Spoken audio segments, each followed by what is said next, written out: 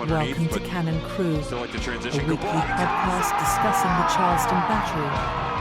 Your host Granit will be joined by other defenders of the fleet from the black and yellow supporters section, and together they will help fortify and conquer.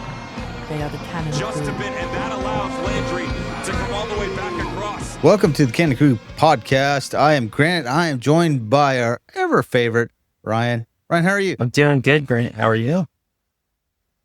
I'm doing all right. So we have a lot of territory to cover.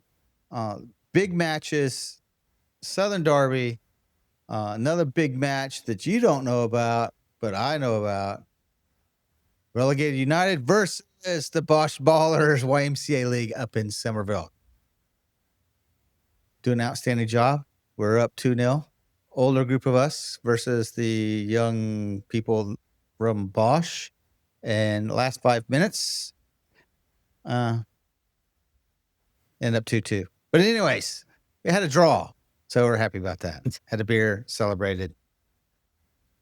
And if you ask me, our keeper is killer. You know Jonathan, Oh, right? yes. Did you ever meet Jonathan? Oh, yes. Yeah, so he got an assist. He did a great ball down, just right inside the third line, and right to Chad. And all of you don't know Chad. Chad's pretty good baller himself.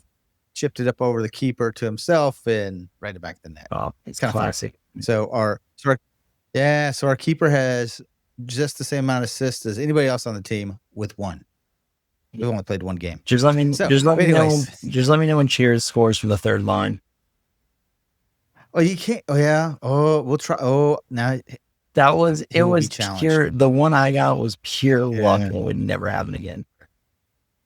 No, it would happen with these guys because they got scared. They started pressing us and really needed a keeper to step up to the third line and put it back into the net back for them. So last week, a wife and I went down, did some scouting down in the great city of Savannah, Georgia. There's some great places down there. We kind of stayed off River Street or Bay Street, whatever it's called, and we spent a lot of time back in the neighborhoods. Had a blast. A lot of nice little pubs. Go out a little bit further out past Forsyth Park. It's called Starland, I do believe. And it was just kind of a up and coming kind of vibe to it. A bunch of hippies and breweries. And it was, we had a good time. We really did. Parked the car, did mostly walking, except for a little ferry tour up and down the river. Got to go into a pub where the Arsenal people hang out, and that pub sucks, and the people in there suck. And I won't mention McCullough's name because the whole bar sucks. Do not go in there. But anyways, there's other ones that are more promising. I thought I was about to fight my way out of that one. And You're an I Arsenal like to fan. fight, but it wasn't the Arsenal people. There's no Arsenal people in there. I did meet Welcome somebody to we might Cannon bring on. Crüe, He a coached weekly podcast a discussing lot the of, for Charleston years, for Battery. about 30, 40 years, Your coached host Granit will be joined American by other football defenders for of the fleet from different the colleges black like and Methodist yellow out supporters section, of and together they will help Fayetteville, fortify North and Carolina, conquer. stuff like that. So I had a the great Cannon conversation with him, just talking about coaching. He's always an assistant coach and moved around, and so it's kind of neat to hear similarities between coaches because there's some similarities between just motivating people and trying to get the best out of them. And it's pretty cool. And I have his number. We might try to get him on to talk coaching one day. Just see the similarities, talk about it, and see what he thinks about things. Maybe So come back ask from me questions. yeah, if I can make it. Yeah. I mean, he made a whole career out of being an assistant coach across a bunch of different colleges. I thought, that's cool. Better what I'm doing, I guess. Well, no, if my boss is listening, no, I love what I do. John, I love it. But anyways, so had a good time down there. The problem was trying not to have a good time and watch matches. So I watched a little of the matches, did a lot of little research, kind of fun. It's not fun when you see that we had 2 clean sheets, and great job for us. But I didn't get to watch both the matches the whole time. So first, we already talked about the great Relegated United versus the Bosch Ballers. They were like 25 to 30 years old. And Ryan, you know that our average age in our team is a little bit above that. Yeah. Even though we're bringing in some younger guns. What you haven't seen is younger guns we brought in anyways. So let's talk about Birmingham. Birmingham 0-0. Birmingham 0-0 game. Definitely felt at times it was clearly one-sided. If you look at the stat sheet, you'd see 60% possession towards the Battery. You'll see the Battery dominated all corner kicks with 6 shot attempts, almost double compared to Birmingham, yet just couldn't break through. And again, it's one of those games where I felt like going into it, we had the firepower and the means to want to bury the ball. And again, going away on the road, didn't feel it. Just didn't connect. It didn't happen. The away crowd, usually we are a pretty good team on the road. We had been for the past year and a half. Last season was a little different. This year, we've been pretty good on the road. Not the result I was wanting, that a lot of the people weren't wanting, but it's still at the end of the day, we didn't drop all 3 points. We still got the draw. We still got the clean sheet. We did our job in the defense. It's just up front. Just didn't find the net. I mean, that's clear as day is what it was. It's just. Well, I think it's huge that we got a clean sheet because we've been struggling. We have been struggling, and that was a huge thing. I mean, all year I haven't caught a clean sheet, and now we just followed it up to back-to-back clean sheets. Back to back. So now our two center backs was Joey and Mr. Smith, Yep. right? Both those matches. I don't know what happened to Leland, but it seems like that pairing might be a good one.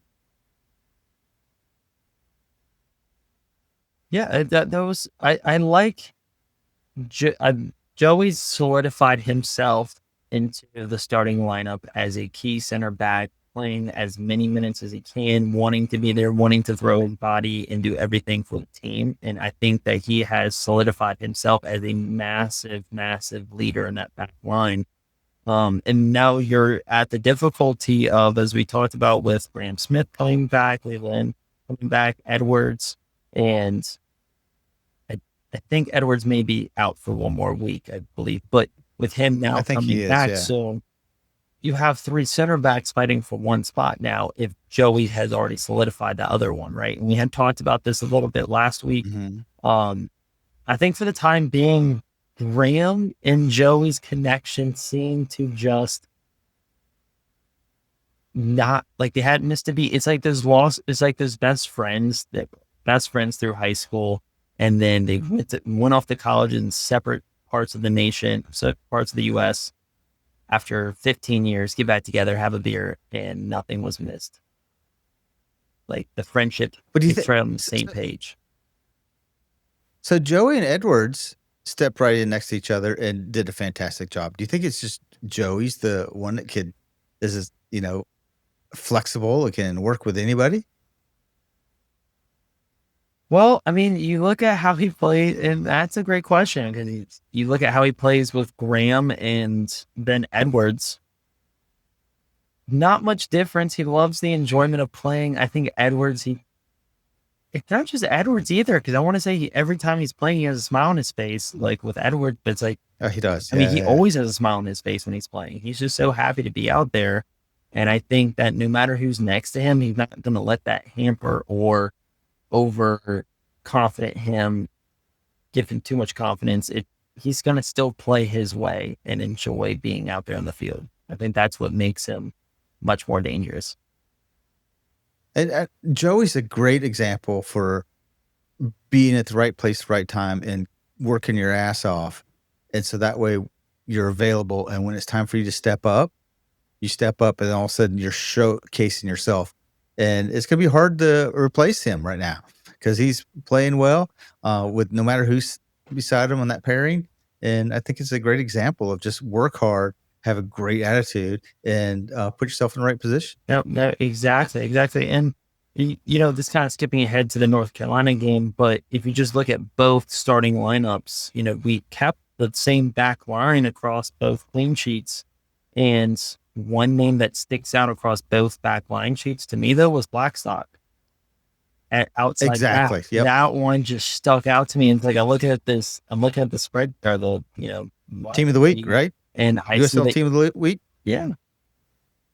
And I think now Yeah, and I've been talking, and I have been worried about Blackstock because I don't think he was performing up to what his potential was. And in the last 2 weeks, he has come in, and I think he's playing at the level that he should be, and that's what's also helping out with these clean sheets. So well, and I feel you like think there's still more? I feel like he's still not there yet. Like he's getting his confidence. I saw the highlights of when he cut inside the top of the box. He went for the shot. Love that he's taking the shot. Love that he's putting in crosses into the box. Love that he's actually not afraid to take the man on and hit the byline and try to whip it in, get the corner kick. He is starting as the minutes went on, he was getting more confident. But even when he took that shot, I felt like he wasn't fully confident in himself to take the shot. And when he does get confident enough to take the shot, when he wants to, that's when we're going to see the true Blackstock. Well, yeah, let's look at Nate, because Nate, when he started out last year, I don't want to say he was timid, but he wasn't as free-flowing as he is now, because he has a little more license to go forward and take those shots. And so, maybe as he gets more, everybody begins to, I don't want to say they don't trust him, but trust him more, and he feels more, have that license to move forward and take those shots, then I think we're going to see. That's a great shot that you actually just mentioned Dos Santos, because in my, remembering it last year, Dos Santos, he had a good, it's not that he didn't do poor or anything in the first half of the year. It's just the second half, like September, October, when the playoffs came in, and that's where he made a name for himself. And that's where he truly solidified himself with his assists, his final third attack, his work rate getting back and making those key plays where it kept attacking team at midfield instead of them being in our final third. Those types of key plays allowed him to have the freedom this year, and he has more confidence and stuff. And I feel like Blackstock can definitely be at Dos Santos, but on that right-hand side now. And so that's why I think Blackstock is truly going to make a name for himself later in the year. He's going to start having bright spots, but later in the season, I think that's where he's going to truly shine and make his name for himself, like Dos Santos did last year. I hope so. I do too. That's what I'm hoping for. Segbers isn't stepping up. I don't know if he just lost a little bit of step. I don't know, but I'm glad we had Blackstock come in, and now he's starting to show his worth. Because obviously, Pyramid's not going to bring somebody in that he doesn't think is not going to show out well. And so sometimes it takes players a little time. We've talked about in the past to get used. I don't want to say get used to the system, but get used to the other players, the pitch, the unforgiving humidity, everything. Yeah. So maybe now he's getting in his groove, because he's played one away. Now he's played one. And you mentioned Segbers, and Segbers did get in both games, but as a sub and as a late sub too. For the Birmingham game, he came in for Graham Smith, and then in the North Carolina game, he went in for Juan David Torres up in the right wing spot. But obviously, he dropped more to a center midi outside winger spot. So our back four have been the same across both games, right? Both games, and I like it. Yeah, I like, because I don't. The reason why I like it so much is because it gives us clarity of, is this going to be our best team, our best back as one of our options, right? Because we have so many different combinations that we have, right? But to show consistency across at least a few games, to where we're now able to keep 2 clean sheets, we're able to at least get 1 win. We're now able to see, okay, this back four is a good back four defensively. Now, how can we help with the attack going forward? Now, do we have to, maybe if we move one of these outside backs or move a center back and change it out, maybe that then helps the attack. Maybe that may be the mentality going after that, or changing out a midfielder. That allows you to answer those questions, though, earlier or midway through the season, rather than a bit later in the season when you're trying to figure out stuff with a playoff push. So I love seeing us continue to mix it up Yeah. and then also show a little bit of consistency here through a few of the games so we can see how they're truly gelling together, because it's hard to make those connections, especially when you're making play up push, because you have that just tense pressure on top of everything else. Now, let's talk about the midfield, because there was a little bit changes between the two matches, right? I think with Birmingham, Malloy didn't start, and Jennings did, and I know he's a forward, but then on North Carolina, Malloy did start, and I think Jennings didn't, if I remember correctly.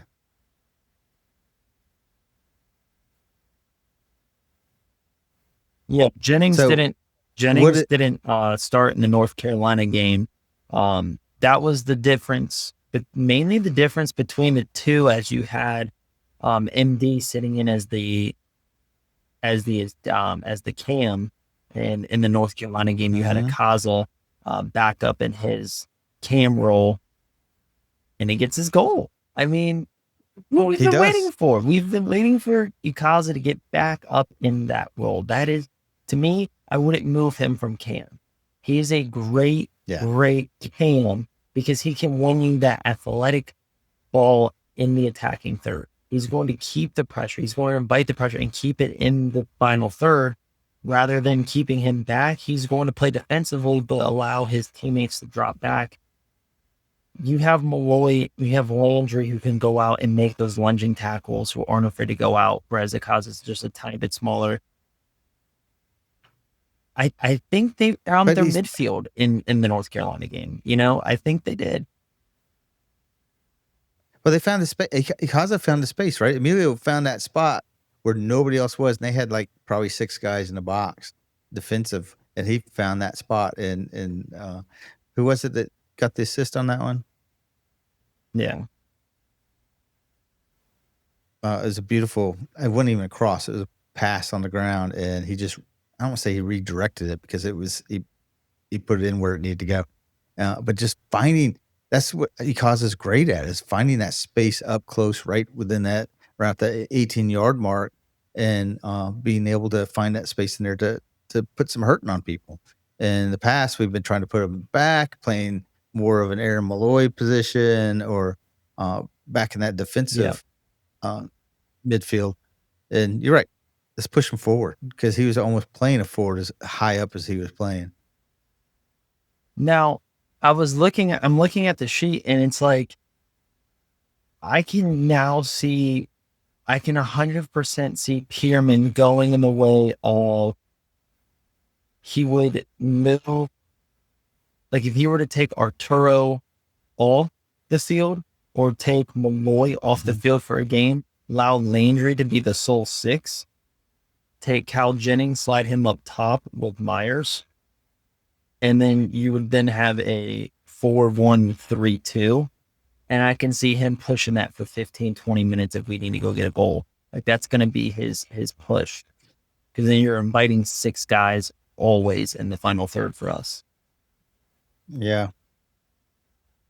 That's not the way he operates, though. No, it's not the way he operates, but that's that's the tools he has when he has a player like Cal Jennings on his bench, and you have that firepower to do so. Like, that's what teams now have to adjust for, because other teams are, if I was playing in Pierman, that's 100% what's going through my mind. Like, you have Cal Jennings on your bench. Let me try to reassess, because if you just throw him on and then you're going to up top, that changes my whole defensive style. And I'm just going to prey off a counter off a corner kick. I mean, that's literally the Battery's weaknesses right now, is their counter on the corner kick. Well, last 2 matches we've done pretty well.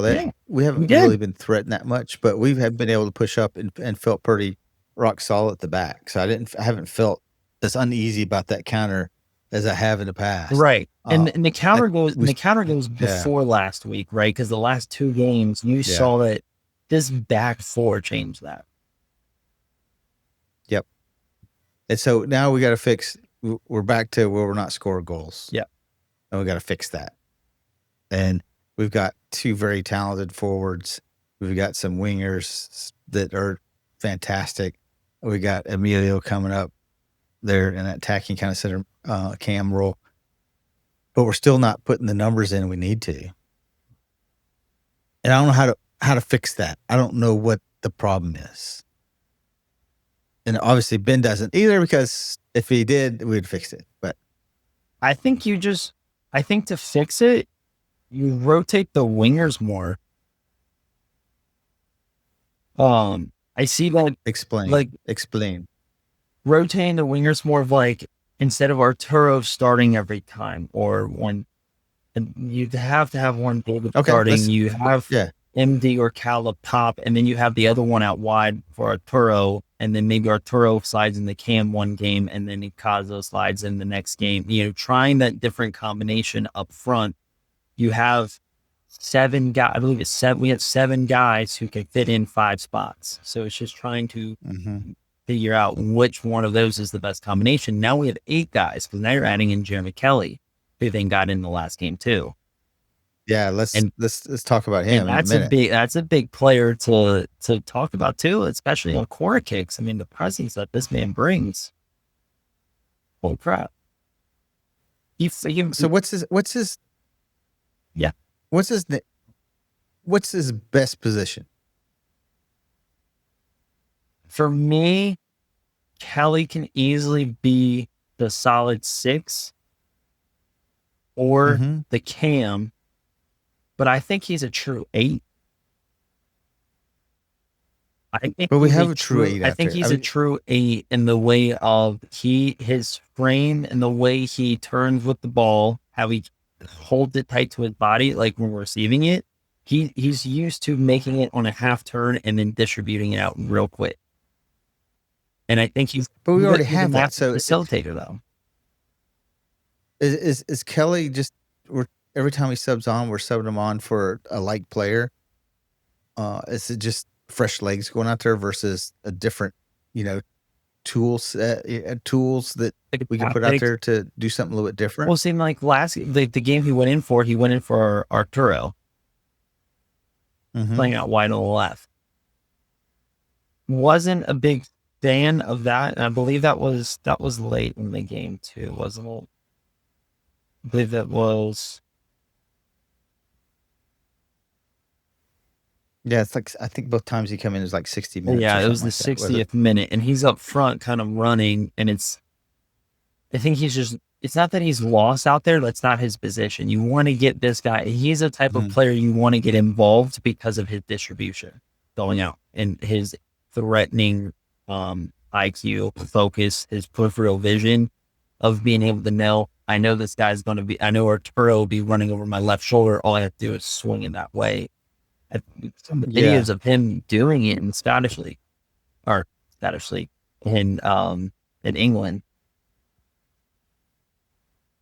I thought you said astonishingly. Astonishing. I was like, yeah, I'll go with that. Yeah, but you said Scottish League. But yeah. You're thinking about Robbie, the great Scottish legend. But anyways, the one and only Robbie Crawford. So that's what he brings in, that size. He's the size that we need in that kind of 8 role? Yeah. Because you mentioned, I think he's a good 8. Every time. Do we give up something because Emilio is not the biggest physical presence? And is Kelly there to fill that gap? No. They don't. Then they need to play together. But who do you take off then? Okay. If I were to do the lineup, I would have Cal or Myers up top, right? Just one of the strikers. One of them up top. You can go like for like, doesn't matter which one. One David Torres out on the right, Icaza at cam, and then I would have Landry out on the left,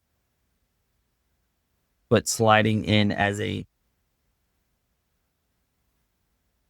Man, Landry, we got to talk about him a little bit too in a second, because man, I don't know, it gets hard because you have so many options in the middle. Like I would slide Landry to keep Landry as a 6, then you'd want to keep Malloy as a 6, and then you put Kelly as an 8, and then then you're at 5 midfielders. Doesn't really work. We need to get 2 in the back. Yeah. Landry is just killing it. He's good for a yellow card every once in a while. And you get 5 and whatever it is, and you have to sit out for a little bit in your timeout, your naughty chair. But I think he's so good at just cleaning up the ball and transition it in that linking play. Well, he's got 8 yellow cards.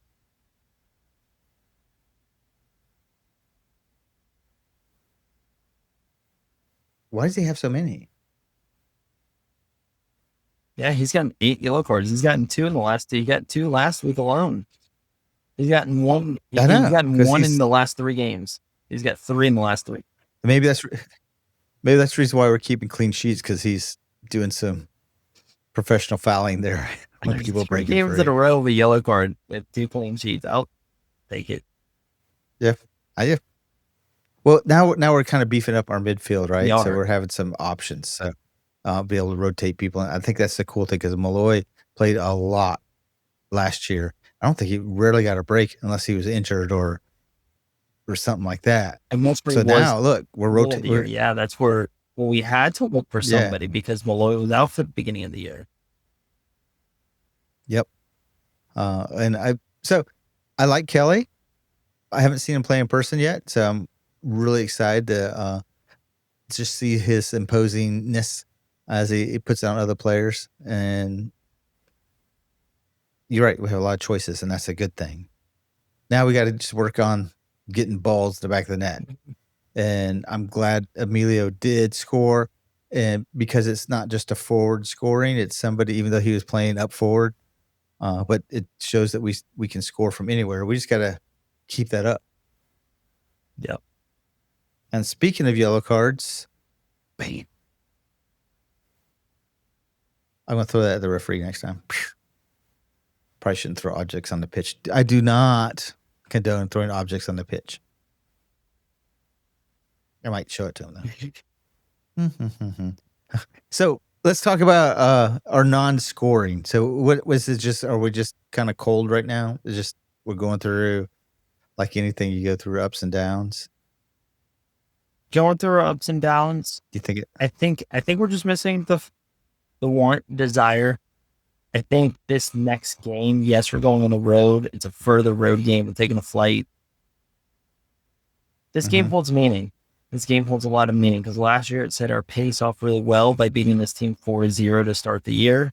But now we have one of their key midfielders as our midfielder, and he wants to make a statement of, this is the reason why I left. I came to win. Yeah. So they're top the Western Conference, right? Yes. So we're going up against them. Now, here's a fun fact, because I thought this was kind of interesting, because last Sunday there was massive rain.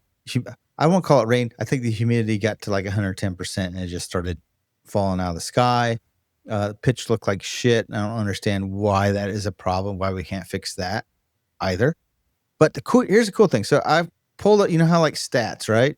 So I pulled up some really important stats about Albuquerque, New Mexico, and the weather. So I went to Intellicast, like next Saturday, starting at 5 p.m. their time.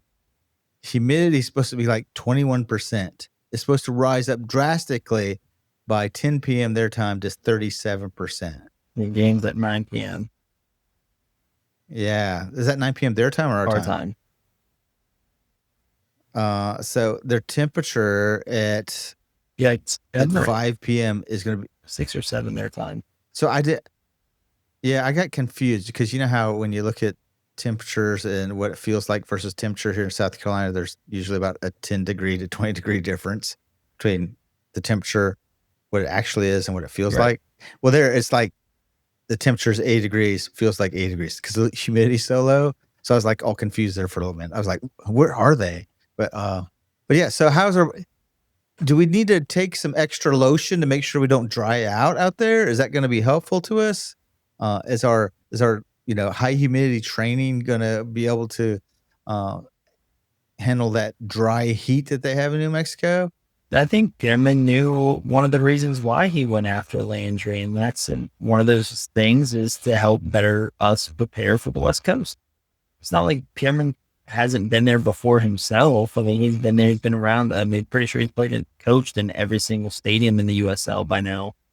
But having a player experience of having him play there, being part of that team, part of that culture, knowing a lot of just like the little things that you do over time, you don't realize what you do until game day, and Landry is going to pick up on, oh, this is what they'll do, this, and just picking up on small habits and allowing your team to also mimic and do the same thing going into a game is going to give you the same competition level. And that's what it's about. It's about us evening it out, not us getting an advantage over them or them having it over us. It's just about us leveling it because we're already on the road and not at a disadvantage.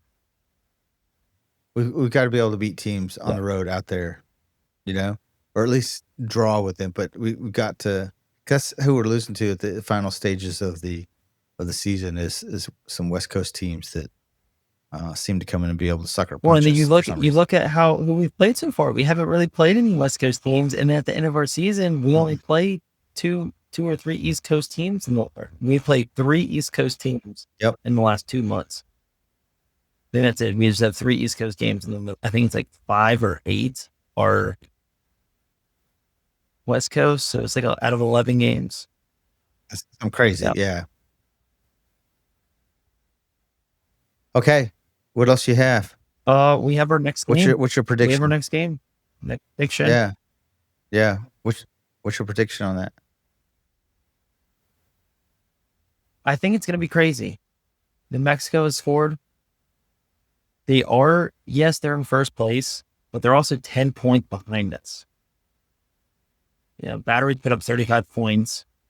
Think we find the net. I'm going with a 2-1 New Mexico losing at home to the Battery with Landry scoring in the game. He either is going to put us early and put us in the score sheet, or he's going to have the game winner. I don't know which one it's going to be, but it's going to be one of the two, and either one of them is going to be a massive imprint on the game. Okay, I'll go with that. I'm still going to go 2-0. And Juan David, he is due. He is ready to score a goal. And the second goal, I'm going to go with yeah, he's due. He hadn't scored in a while. Like it. I'm ready for a rocket. Let's do Landry and Juan David. Landry and Juan David. I like it. A goal each.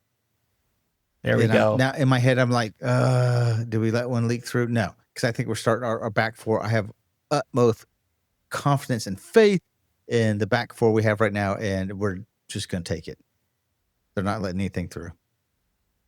Man, so, we have 3 in a row. We have 3 in a row. Hats off to that, and that's an incredible achievement so far this year. Yeah, it is. You said it's a big trip. I mean, it's a couple hours flight. You're there, and it's even though it should be nicer, but it's still a change of conditions on the body with the drier heat and probably there for a short time. Yeah, and I don't know how Albuquerque's pretty high in altitude if I remember right. I can't remember. I think it's up a little bit, so we're even dealing with that. So there's a whole lot of different stressors that our guys have to deal with. So at least they don't have to sweat all the way through it. They can not sweat. Okay, that's all I've got. I think you said the match is kickoff's 9:00 on Saturday, our time here on the East Coast. We'll shoot out to our socials if we're going to go round up somewhere other than our normal couch potato positions, and maybe we should find some place. Maybe we do some kind of live thing or something like that. Be kind of fun. I like that. Cool. And I had something else, another big announcement, and I don't know what it is. I really don't. It wasn't that big. Actually, I was just joking with it. That's all I got. Oh, no watch party for the next 2 games, as they're both West Coast 9 p.m. late games. So should we have a Cannon Crüe watch party?